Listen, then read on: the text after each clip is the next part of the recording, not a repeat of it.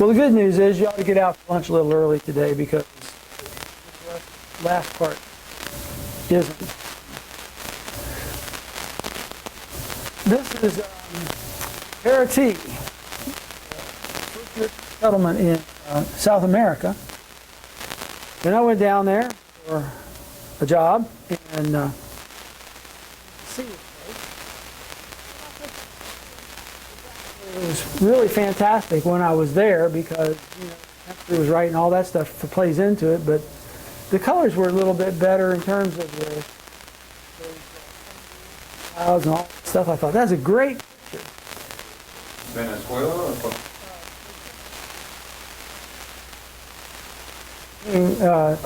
Sao Paulo and Rio. And almost Portuguese. so I thought this was, pardon? It's almost Portuguese. No, absolutely not. But the nice thing is that they all speak English. The ones that I dealt with anyway. And the place where I went was an aircraft factory at San Jose dos Campos. And they have right across the street, across the road from the factory, there's a mall. McDonald's, where the people fight over you to wait on you. It's amazing. Of course, there was not another store in the place that I would recognize, but it was nice. Anyway, I thought this picture was really great, except for that truck. I want that truck out of there, right? So what we'll do is we'll play with the bright a little bit. It was. There, it's a little bit brighter. So we'll play with the bright, and then we'll remove the front half of that truck. So the first thing is brightness and contrast. And did I say in there where that was? Well, anyway, it's in layers, colors, and adjusted brightness and contrast. Okay, so we do that. Now, as you increase the brightness, find that you need to increase the contrast because it tends to look washed out if you don't. Once you get the brightness and all set up like you want, then your clone, which looks like down there.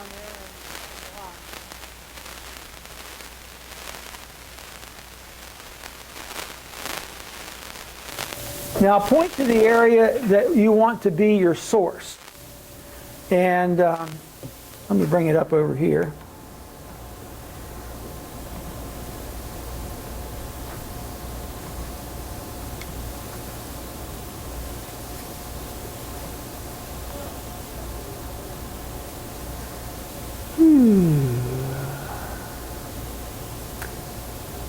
My problem is I've messed with these so many times.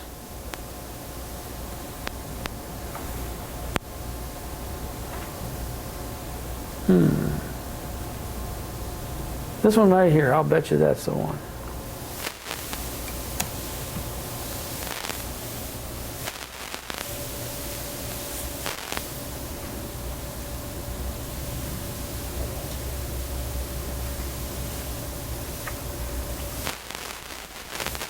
When we go to take the truck out of there, the question is, where can we find stuff? Let me back.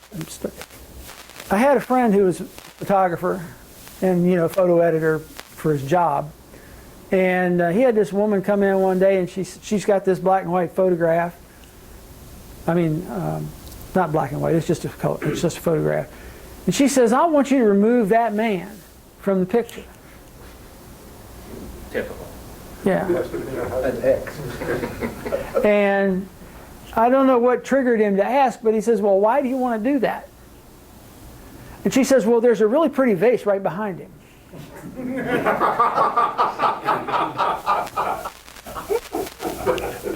Wasn't a light photograph.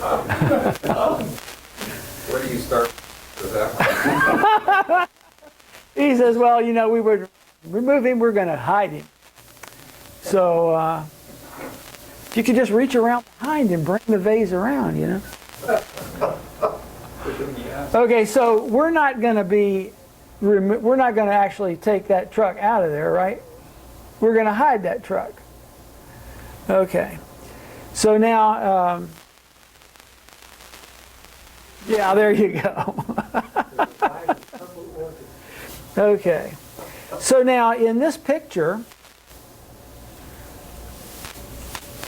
you might be tempted, like with my moving the spots from the sky, you might be tempted just to go right over here and use that grass to copy this, or to cover it.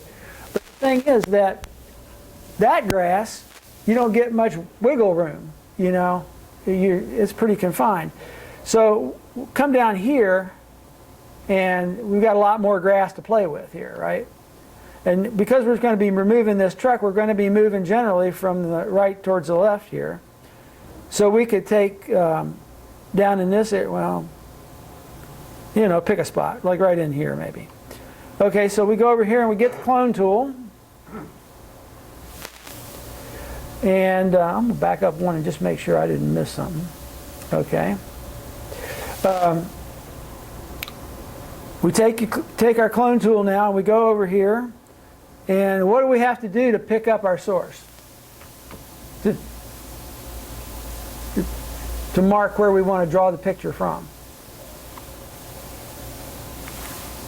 Control. And when you do control, what happens to that? What happens to our cursor? Change the shape and let you know exactly. You get that crosshair, right? Okay. Yeah, you lose that prohibited sign, and you get the crosshair.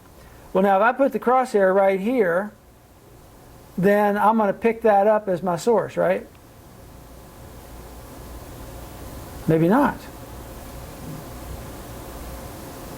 I'm going to make this bigger because I want to see more.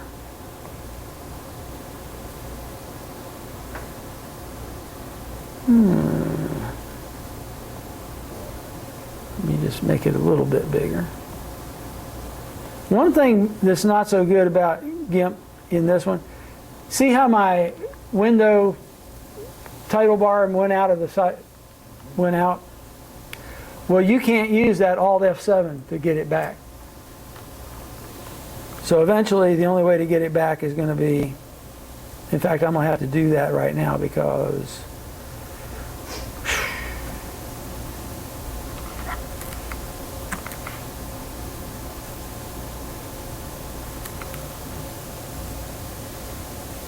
Who's developing the code? pardon me? Who's developing the code? The code? Open source. Yeah. How old is this OS2 version? Many releases old? This one? Yeah. It's 2.1. No, the GIMP itself. Oh. Way out of date from the current version. Oh, no, it's been developed. I didn't understand your question. Is the OS2 port close to current Linux and Windows code base? This is 2.2.8, and he had 2.8.4. And the thing that's, I don't think it's the GIMP code that's the problem. It's the fact that it was compiled using EMX, which is what keeps it from getting into the high memory, according to. That's not what your window problem. Your window problem is that that's an X11 application, and X11 applications don't obey PM window rules. Yeah, that's true. That's why your Alt F7 doesn't work. If you had the ePager configured, you could simply add another row of windows above that desktop. The top of that window will be sitting there, and you could go to that desktop and push it back down. I remember doing that trick on Java all the time. Will it obey the compile cascade? I don't think so. I don't think that any of the standard window controls function. Yeah. What about its own window controls? Does it have? You can't reach them because you can't get them. You can't reach it. You can read. In other words, if you can get to it on the menu, then it will do what's on the menu. But there's no key combination. The hotkeys don't work for it. Exactly. Okay, well, we're back again. And what you got to do is just be real careful about. You see, the problem is it doesn't do it as you make your change. It does it after you make your change. And if you push the top up, that keeps it from jumping off. If you slide the bottom down, that ain't good, Jack. Okay, let's come up here. 100. Let's try 100. Okay, that's a little better now. Okay, so we'll slide over here. Okay, now what I'd like to do is to take some of this grass right in here maybe, or down here, and put it up there. Actually, I want to put it right there. Okay, so let's take this grass right here and do Control, left mouse button, and we should pick a bigger gizmo here. Okay, so now what do you keep your eye on? Where you're copying from. Where you're copying from. As soon as I push the left mouse button down, that little crosshair down here in the weeds is going to show up. Okay, so now we can just move this along. You want to sort of scan between that. My match isn't a very good match, I guess, but you get the gist. Well, you don't know what's behind the truck, so. That's right. Okay, so you really ought to watch two things when you're doing this: where the crosshair is and where the cursor is.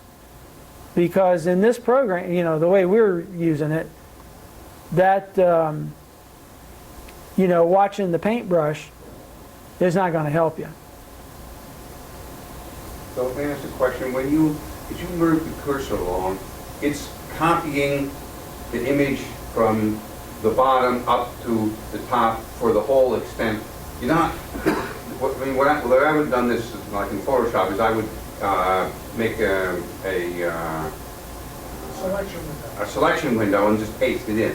So that's not what you're doing. No. What you're doing is just like that concrete pumping truck. You're sucking image from here and then taking it over there and pasting it, or you know, and painting it. Okay. And I could do a better job of picking another. Let me pick a little brighter area here. How about What about the one just adjacent to it? right here? Yeah. Well, see, okay, we'll do that.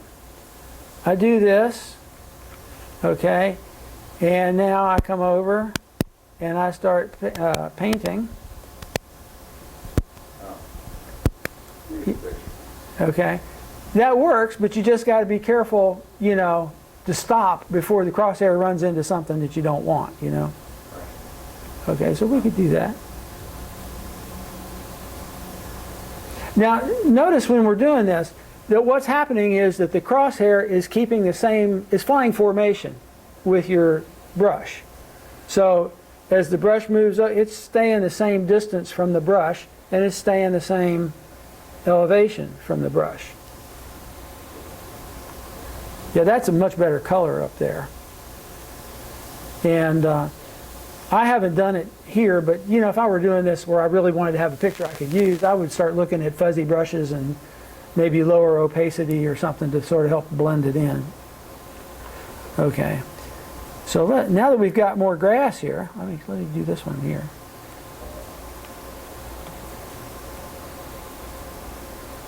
Well, I went right through that. See, I duplicated that thing, didn't I? Life's a bear. Okay, so let's start with right here.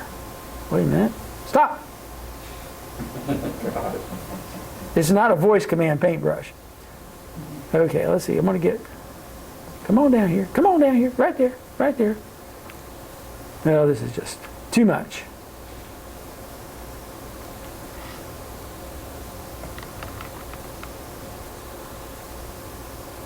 I'm just going to make myself a little... that's darker than the spot that I was copying from. Okay, this is all snafu'd. But you see how we're doing. Okay? I never claimed to be an artist, but what you do is you pick your source, being mindful of which way you're going to move with the cursor when you start cloning. And so you can paint that thing out.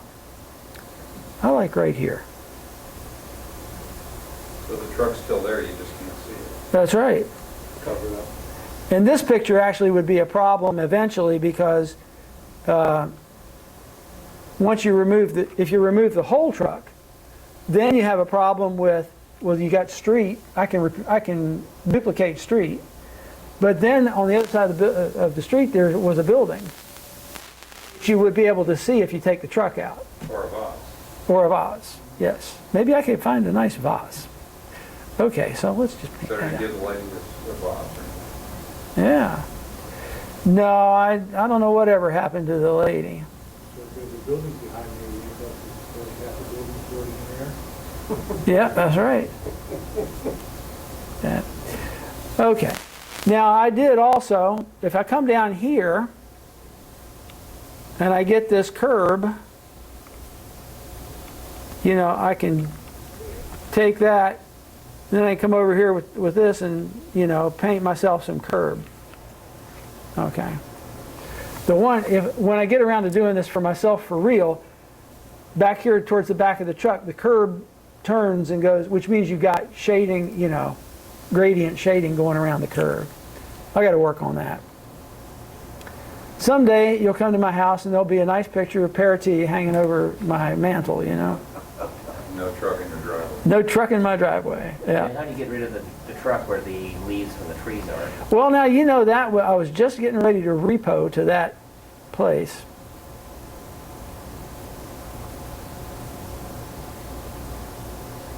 Now that palm tree there, that's a problem. Because That'd be kind of difficult. yeah, now you know you could. That you just have to, it's like the color rock, you just have to isolate those segments and keep those there. Yeah. Well, what I would do is if you select that palm leaf or whatever you want to call that thing, frond. If you select that, you can make it another layer all by itself. Yeah, and it'll just stay there. Yeah, well, it'll, you know, you move it out of the way, you do all your work behind it, and then bring it back. Yeah. Yep, you could do that. Okay. That seems like a better idea. Getting rid of it and bringing it back? Getting rid of it and bringing it back. Yeah. Yep. That would be a good thing to do. And the nice thing about keeping that is that you can't see what's behind it. So you don't have to worry about that building. In fact, you might even put in a couple of palm trees. Okay. So, you know, that's how you take care of doctoring your photographs. But now you keep all the layers, and suppose you want to use it then, there's a flattening, or just you save it in another format. Yeah. Flatten. Yeah, that was one thing I don't think I mentioned about the background and stuff. When you got your background and you bring in this thing like the logo and you move it down there in the corner and all that, well, you have to flatten the image before you can save it out as a JPEG or a PNG or whatever, you know. Yeah. So what it does, of course, is it takes all the colors down there and it covers them with the colors from here and puts it together, and then you end up with a single layer. You flatten it as an XCF, is that it? And then you save it as another format? Yes, I have done that. That will work. Yes. But if you save it as a JPEG, It says you can. Yep.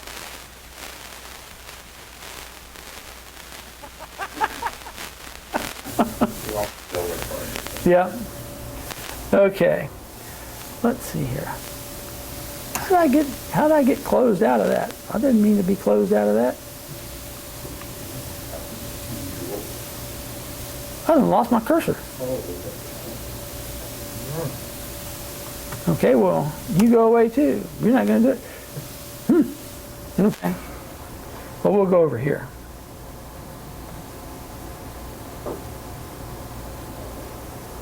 No, definitely do not save those images. Okay, and we'll close this.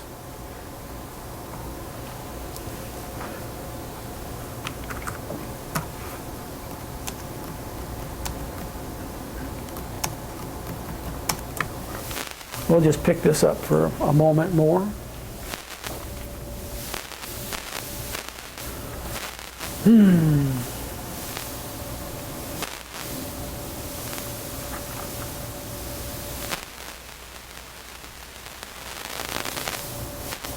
Your open office upgraded.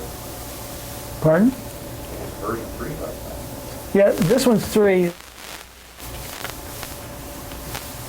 4 is much nicer. It's like they've actually been listening to their input, you know. When I first got Open Office, it was 1.x, you know, the little third mouse button so you can scroll up and down, it worked. It was sort of flaky and jumpy, but it would work. All the 2x's and the 3.1, whatever, no, didn't work. But 4.0 here, it works. Yeah. Let's do that. Gimp 4. Oops. I don't want as. That doesn't make any difference. Let's do.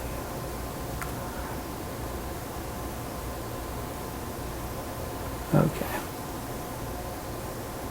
Should have just run on down there. In the slideshow.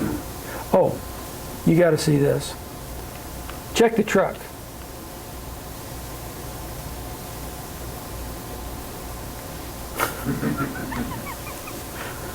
I just wanted to prove that I actually did do this once, you know. You got the back half. Well, that's because I got into the palm tree. I have to work on the palm tree. Looks like a train did it, so. While I was cruising around in DuckDuckGo, I found this thing, and this is a PDF file on how to make these maps for games. You know, but I thought, hey, it might be interesting to do that. I'll put it up on the website with the other stuff so you can find it. Just looked like it might be interesting. Okay, now, you know where this is, right? Yes. It's the building you're in, yes. You know, here's a new thing that's not in the, where is it? Come here. There we go. Mouse pointer is a pen. So you can like draw circles and stuff. That's 4, it's not in 3. But anyway.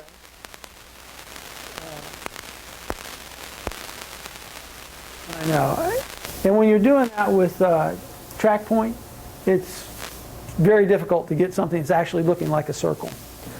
Of course, we are here. And this is Malone's. It is a really good restaurant. And, you know, I mean, it's a little expensive than McDonald's. This is Ruby Tuesday. And that's the Waffle House. And that is Spondivit, which is another, I think it's a, huh? More of a nightclub. Yes. It's a little lower class. Yes. And McDonald's is right here. And over here, about a block, is Schlotsky's. So those are the places that I know about. And there have been some things added since I last roamed around here, but those are the places that you have options to eat. Any questions? Okay, no questions. I do. How long have you been using Gimp? Well, since February. February?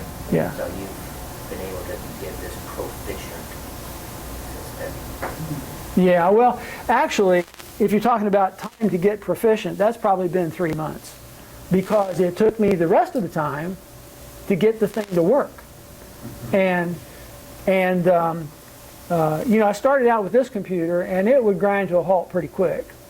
What machine is that? This is T23. And the one that's... T60. Okay. The T23, now actually, T23, as I've, you know, gone along, I've actually gotten to where I'm more comfortable with the T23 than I was. What I've discovered, first of all, is 40 Mississippi. You know, because originally the marching ants would appear, and it would appear to me to be locked up. You know, and I'd go down and I'd do my little e-center thing, and it'd pop right up, and I'd think, this is just not right. But the thing was, it was never received. Like if I had the marching ants and I said, and I wanted the menu bar edit, I would click it and nothing would happen. So I'm thinking like it's locked up. But then one day I said, this is ridiculous. And I just, 1 Mississippi, 2 Mississippi, 3, and lo and behold, it popped up eventually. But now after I do the 40 Mississippi, I could still go to the kitchen and get something to drink while I'm waiting for the menu to pop up. But it does, you know, it works. And so, you know, I'd say the last 3 months I've been actually working with the program to do the things, you know, to learn. With all those trips to the kitchen, I'm surprised you haven't put on more weight. Well, you know, I also mow the grass. I've got an, yeah, I'm a battery-powered car and whatever guy. I just hate gasoline. Of course, I've got a gasoline car sitting out here in the parking lot, but I've got 3 electric cars and an electric tractor. So one of the, you know, when I'm waiting for Gimp to catch up, I'll go out and mow a little bit of my yard. Then I'll come back in and work on Gimp for a while, and you know, so I find, see, I'm ADD, so you know, it's okay with me that Gimp gives me time to go do other things. You didn't want to pay attention anyway. That's right.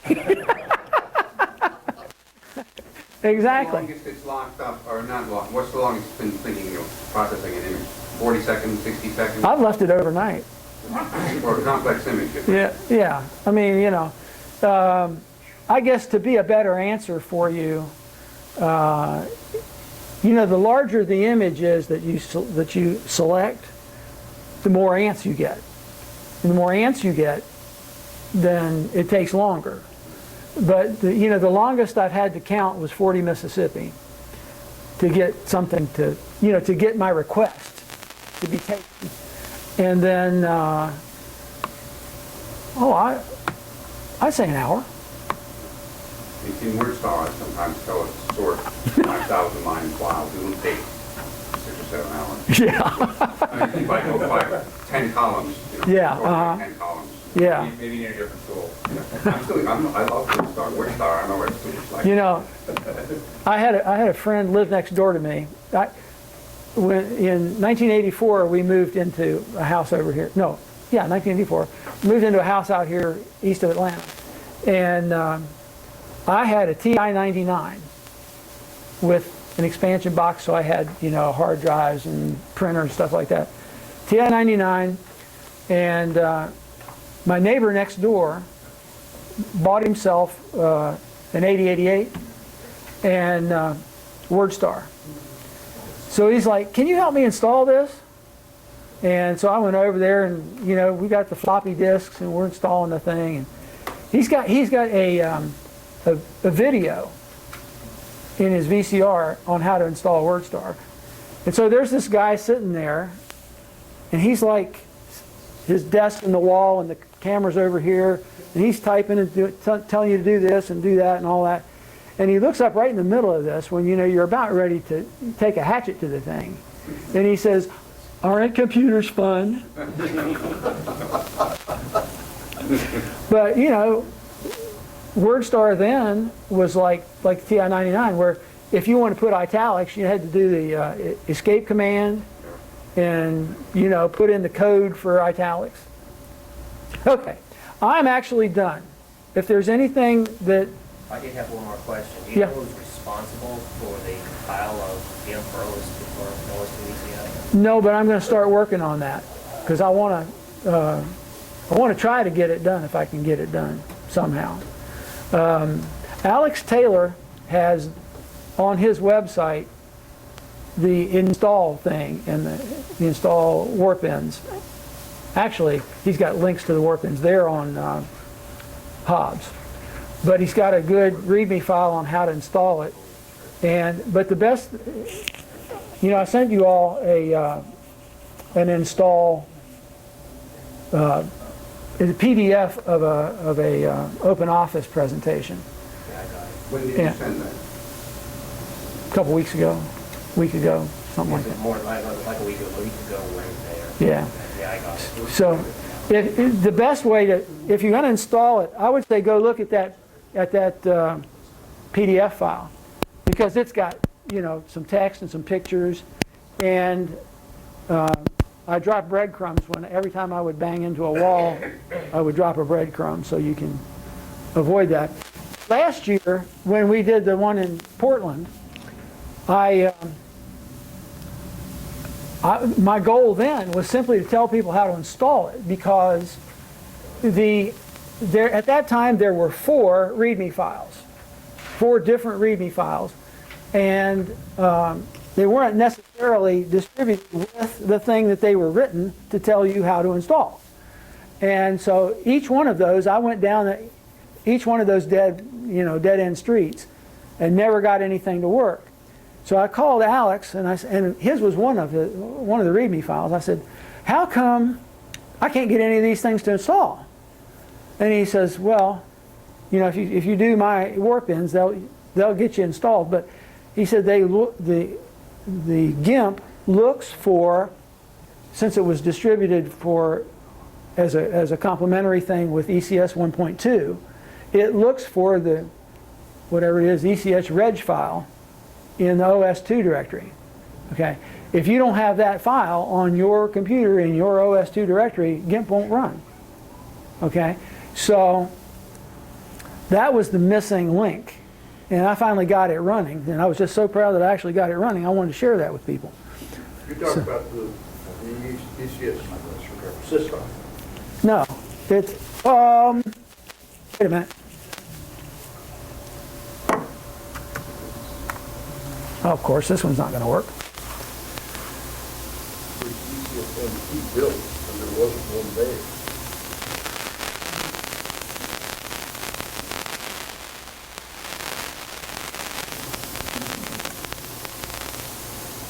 Yeah, it's probably in system.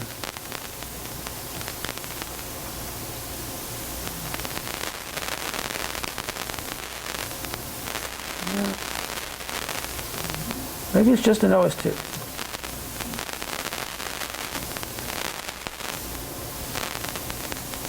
Here they are. ECS Reg. It's these guys right here. Okay? Now, the one, it really is supposed to be ECSReg.ini. Okay?